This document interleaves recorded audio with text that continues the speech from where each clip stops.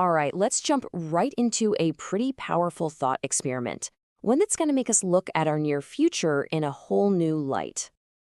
Just let that sink in for a second. What if 2026 is the last real year? I'm not talking about some big, fiery, end-of-the-world movie scene. No. Something much quieter.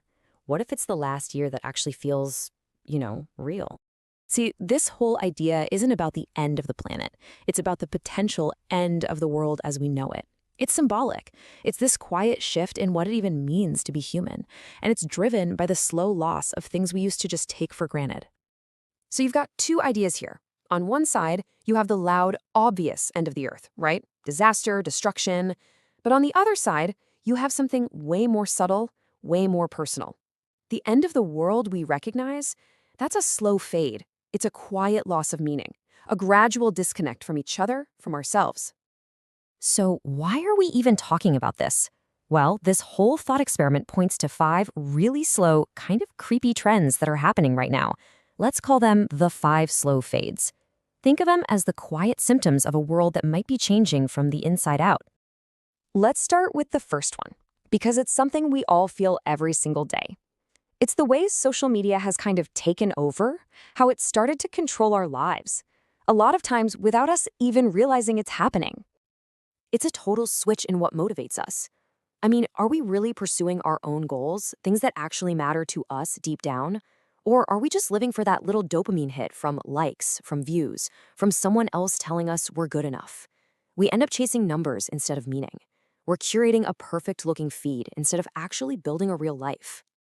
And this is the price we pay. This constant performance for an online audience just shatters our focus. The ability to just sit down and have a deep, real, uninterrupted conversation, that's becoming like a superpower. We're losing the art of just being present with another human being. Now, the second fade, this one is a silent killer of dreams.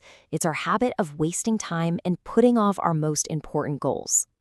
And it happens in this sneaky 3-step cycle.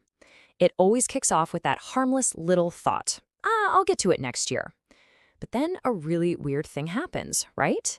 The years start to speed up. They just blur together. And before you know it, that potential you had, it wasn't just put on hold, it was quietly erased by doing nothing. And that leads us straight to our third fade, which is one of the biggest ironies of our time. We're slowly losing genuine human connection in an age where we're more connected than ever before. I mean, just picture this scene for a second. We've all seen it. A family out to dinner, a group of friends hanging out. They're all physically in the same room, but mentally, they're miles apart, each one lost in their own little world, just scrolling alone. It's become so normal that we barely even notice how tragic it is. And the result of all this, we've got hundreds, maybe thousands of digital friends, but our real-life friendships can feel, well, kind of thin, less substantial. Conversations with family get shorter. We are so digitally connected, but we're becoming emotionally disconnected.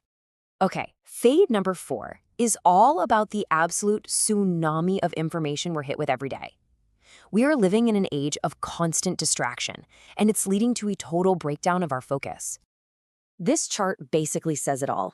The amount of noise and content we're consuming is just off the charts. Notifications, news alerts, endless scrolling. But what about clarity? The actual signal that tells you what really matters. That bar is dangerously low. We're basically drowning in information, but we're starved for direction. And that overload leads to this weird kind of paralysis, right? We have access to literally all the knowledge in the world. We could learn how to do anything,